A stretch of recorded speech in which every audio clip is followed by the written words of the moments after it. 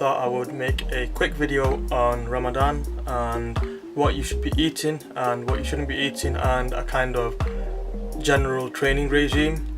So I will start it off with what you shouldn't be eating when you're about to start your fast. So this is for Sehri, say when you've woken up and you're ready to eat and you're ready to keep your fast. First of all, stay away from refined carbs and simple carbohydrates. So donuts, cakes, eclairs, anything that kind of falls under that category. The reason being is that simple carbs, they get broken down into your bloodstream easily and it gives a quick spike of energy. So say for example you've eaten loads of cakes and loads of donuts, and then when you are about to go to sleep, and then when you wake up 4 or 5 hours later, you're feeling hungry already because it's been broken down fast and it's not giving you that energy that you needed. Also, as well as simple carbs, you want to stay away from food that's high in sodium, so high in salt. Reason being for that is you're going to be feeling dehydrated the whole day, and that sodium imbalance in your system is going to leave you feeling very thirsty. Stay away from, say, salted nuts, salted chips, anything that's got a moderate to even a high kind of salt content, because you need to remember that the whole day for about 18-19 hours you're not going to be drinking any water. So before you start your fast, you want to be drinking as much water as you can and staying away from salty foods. You want to avoid eating lots when you're about to start your fast. So any burgers, any kebabs, any chips, anything like that, don't eat loads, because although at the time you think this is going to do good for me, at the end, during the day, your body's breaking down all that food and your body needs energy to break down that food, so it's using a lot of energy to break down a lot of food. Now, simple carbohydrates, they can be replaced by complex carbohydrates and food that is high in fibre.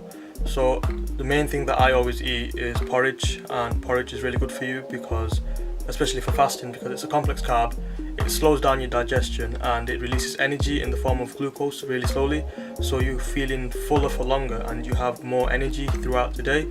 Also, another benefit of porridge and oatmeal is it lowers your cholesterol levels and it lowers your blood glucose levels. As well as having complex carbohydrates, have protein as well, food that's high in protein, so chicken, boiled egg, chickpeas, unsalted nuts as well.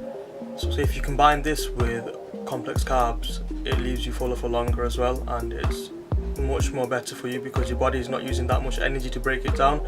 Instead, it's providing your body with more energy throughout the day. Also, calcium, food that's high in calcium as well. So yogurt, I'll have full fat Greek yogurt before I'm about to start my fast. I'll have that with some honey. Yogurt is also good. Milk, protein shake, whey protein, anything with milk as well, that will keep you hydrated throughout the day as well. Now, moving on to when you are about to break your fast. So I think it's been about 18-19 hours, you've not drank, you've not eaten all day, and what's the first thing that many people do when they break their fast? They will say have a sip of water and they'll straight away eat samosa, anything fried, kebabs, anything like that. You'll just start stuffing your face with that. Now that's probably the worst thing that you can do to your body, because that all them oily and them fried foods are packed with fat, and that fat stores in your body as into the fatty tissue, and that just leaves you feeling bloated. It also causes acidity in the stomach. The high salty foods, it messes with the sodium balance in your system as well, and it causes indigestion as well, and all that kind of weight loss that you wanted to do, what you're promoting throughout Ramadan, every time you break your fast and you eat something like that, it puts you like 3 steps backwards and you're actually putting on fat as opposed to losing any weight. So make sure you try your best to avoid oily foods and fried food. It's also, I know it may be difficult as well because living in an Asian household and that's mostly what's around the table, but try and discipline yourself, try and avoid yourself. Even though you might be hungry, it's not what your body really needs, it's what your mind thinks that your body needs. So fizzy drinks as well, avoid fizzy drinks to start off, just to break your fast, because it gives you a spike in your sugar levels, your glucose levels, it causes bloating as well, and it leaves your stomach feeling very acidic. So minimize it to healthier foods, food that is high in potassium, high in protein and carbs as well. So say for example you break your fast with a glass of water and a date. Dates are very good because they're high in potassium, so it gives you energy straight away, and it actually gives you that feeling of, you know, you're feeling satisfied. Now, the good thing about potassium rich foods, so say avocados and dates, they're potassium rich foods as well. It maintains your fluid balance and your salt balance in your body as well. So that whole day when, you know, you've been dehydrated, you've been feeling really thirsty, having potassium rich foods at the start of your fast, it's really good to maintain that balance of hydration. So in terms of fasting as well, your main metabolic fuel source while you're fasting is your fat sources, but this is mainly with controlled fasting. So this ritual fasting in Ramadan is classed as a controlled fasting. Your resting metabolic rate is how many calories your body burns when it's in a sedentary state. Generally speaking, if you have a higher muscle density, your body burns more calories than opposed to if you've got a high proportion of fat in your body. So more muscle means more fat loss essentially. Now the best way to lose fat and preserve muscle and lean muscle is to do weighted training. Carry on doing your weighted training, focus on volume, a lot of volume. Don't focus so much on pushing heavy weight.